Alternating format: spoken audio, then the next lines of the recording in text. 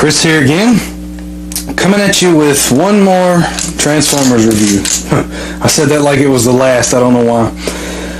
This time, we're doing Transformers Prime Beast Hunter Optimus Prime. And he's pretty big, but he has an extremely fatal flaw, and that is his plastic. He feels like baby's first Transformer, especially in the wheels. It just feels like that plastic that you would get from a toddler's toy. And I understand that he's not made for grown-ups. If there's any grown-ups out there watching this, then you're not a grown-up. You're kidding yourself. But I realized that he was made for younger children, but still his plastic is terrible. I mean, he feels like a baby's toy. And again, I mean, it's a Prime, so we don't expect a very immaculate, thought-out transformation from him.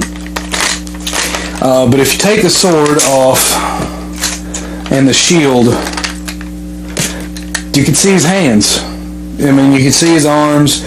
Even his feet don't bend. And lucky enough, I got this guy on clearance.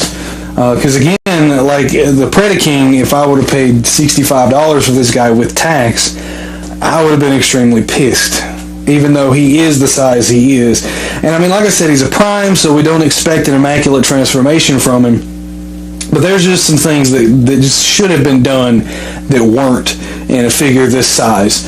This thing, for instance, it's supposed to be his spinning, flaming thingamajigger of doom. I don't really know what it's called.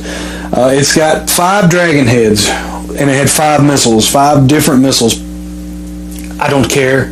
They're still in the box that's over there somewhere. I don't really care. I wish you could have taken this thing off, because it's dumb, and then at the same time it's cool. What's really dumb about it is that in robot mode, you pull this thing down, his chest, well, what becomes his chest, his front windows here will light up, but it doesn't work in this mode because it's detached from the mechanism. So in this mode, you have to do it like this, and it doesn't catch all the time. See, you know, but what's cool about it is that each of these dragon heads have different molds. Each one of them is different, you know, and it's just, there may not be a lot of difference. Like these two here look very similar, but you can tell that this one has crest ridges, whereas this one doesn't. And it's the same way with his sword and shield. The plastic that these things are molded in is horrible, but look at the detail in that molding. If this thing had paint apps to set it off, it would be awesome. And I may do that. And the sword is the same way. You have teeth down the spine of the sword. I mean, you have like a gear here, you have this stuff here, and then you have a dragon's head on the end of it. So I guess he's like Optimus McCloud. But I mean, there's things that are so detailed about this figure, and then for him to just show his arms off and not even bend his feet, bend at the ankle in any way, just to kind of hide the fact that, hey, these are my feet, these are my arms. It's like they had somebody start the design and then somebody else finish it. Like the guy that started envisioned this really awesome thing, and then the guy that finished it was just like, let's get it done, put some crappy cheap plastic on it. But again, to transform him, I will admit, he does peg here and here, and then this little dragon whirly-magigger pins here and here. So that's good, but pretty much you just unpin that, just kind of move it out of the way, unpeg his arms from his legs, and then this thing just kind of flies around where it wants to. You unpeg that, then you kind of move them down, and you separate the grill there, and then you fold that in, and then you bring those around. Fold it in, bring it around, and then these you can go ahead and dock them, I guess, in the back of his legs.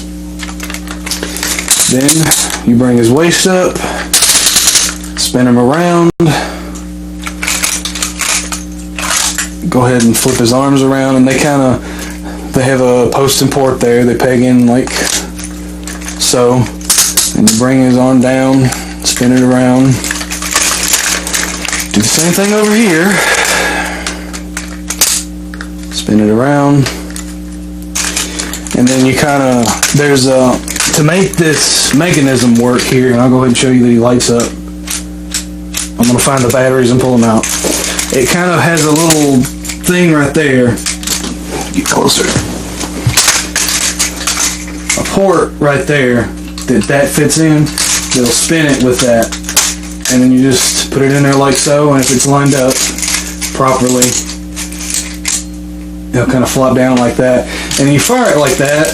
But again, I don't really care about the missiles. And then just like old school G1 Prime, you flip that up and boom, there's his head. And I got him to look cool on a shelf, and there's without a doubt that he does just that, mostly for his sheer size alone. But to make it work,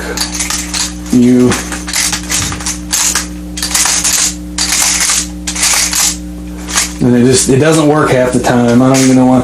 And the only thing, I wish you could detach it, but it is firmly attached to his spinal column, I guess. But he will, and I mean, he's got shoulder movement.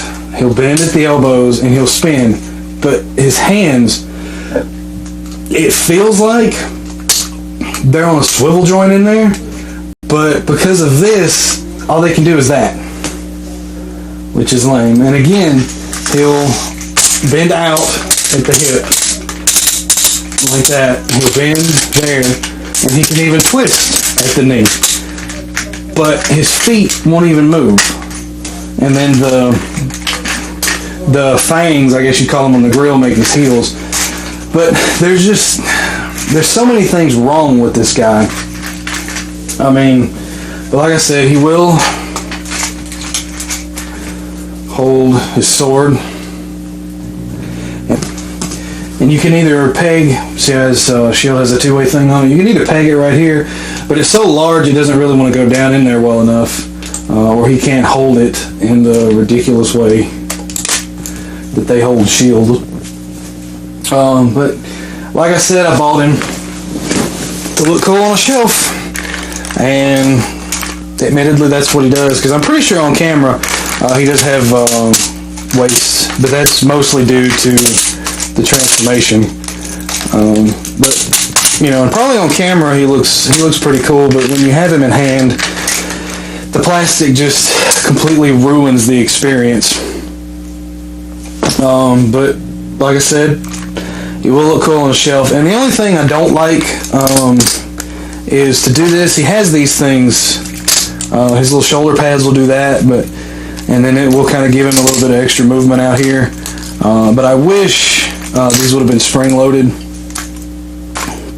And one thing I don't understand about them is, again, it's something they did not have to do, because it has nothing to do with the transformation. And it just seems like one of those other things that they added to the figure. Again, like someone started the designing process, and then someone else just came in and picked it up, because these are not necessary. They do nothing in the transformation to hide anything. In fact, the way he transforms, they can't even move to hide anything. I think it's a little weird, but there it is. He seems like a half-done figure that was molded in extremely bad paint. But again, his eyes do light up too. There he is, all lit up, which, as soon as I can find them, those batteries are gone. But there's Transformers Prime, Beast Hunter, Optimus Prime. If you can find him cheap, like I did, and you like your figures to look really good on a shelf, I would tell you to pick him up. But he disappoints me more than the Predaking, and that is because of the plastic. I mean, it's toddler's toy. It's exactly what it feels like. But there he is. If you can find him cheap and you just like to set your figures on a shelf and do nothing else with them, then you'll probably like him. He's not one for poses, again, because his feet won't, his ankles won't bend. So pretty much you get him in one position and that's it. But there he is. Hope you like the review. Subscribe if you like this kind of stuff. Like this video especially. Well, you might not want to like this one, but like some of the others. Thanks for watching. See you again next time.